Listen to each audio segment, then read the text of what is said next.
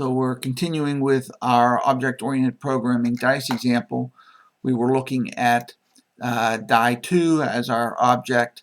We have the init method. We have a property of number of sides. We have a face, which is what number is showing up. And we have a color for our die, though we don't have any method that talks about the color. We can roll the dice, which is changing the face that is facing up. We can ask what the die what number of sides it has, and we can ask the dice what face is facing up. Notice that when I roll it, I have to change my face. So it's not just returning a number. It actually says, okay, that's the new face value. And then it returns that value. So it's not just the roll where you do a random number for the number of sides and return that value. It also has to set the face to that new number, because as you roll the dice, the face that's facing up changes.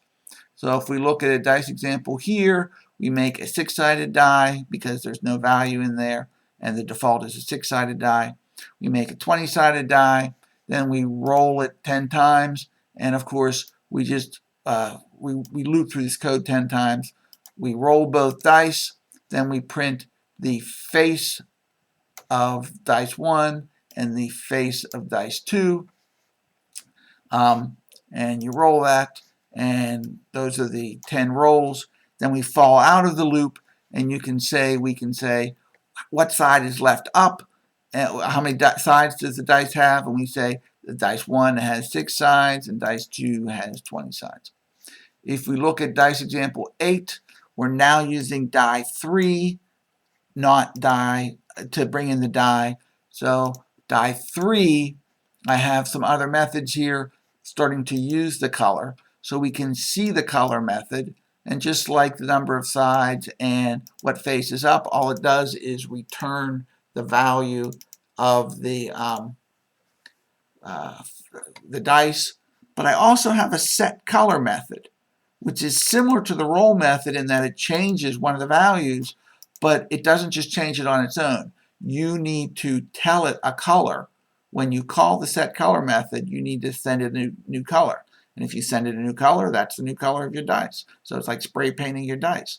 If you call the set color command without a value, the default will be red, and that will be the new color. And if we look at dice example 8, you can see that I bring that new dice object in.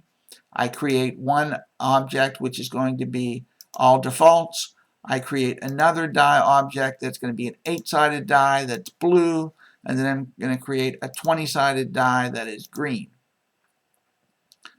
And I change those colors. In this instance, when I create the instance of the die for die 2, it is created as a blue die. In this instance, I create a 20-sided die that has a default red color, and then I change the color to green.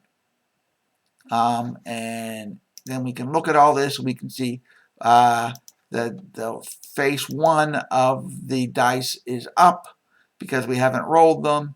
And then we roll them, and the values change a little bit. Well, one doesn't change, but the other two changes. And you can see that the 20-sided die, because it goes over to 13, and you can see the 3 colors, red, green, and blue. And now we can see how the object, the dice object, is becoming more and more like a die. It's a flexible die because you can change the color, you can change the number of sides of the dice, but it's still acting more like a die. So whenever you write code, you can, you need an integer, you need a string. Do you need a dice? You got a die? Yeah, we got a die. We got an object, a die, and it's got these properties, and you can change the color, you can roll it, you can start doing the things you want to do with the dice. And that's the strength of writing in object-oriented programming.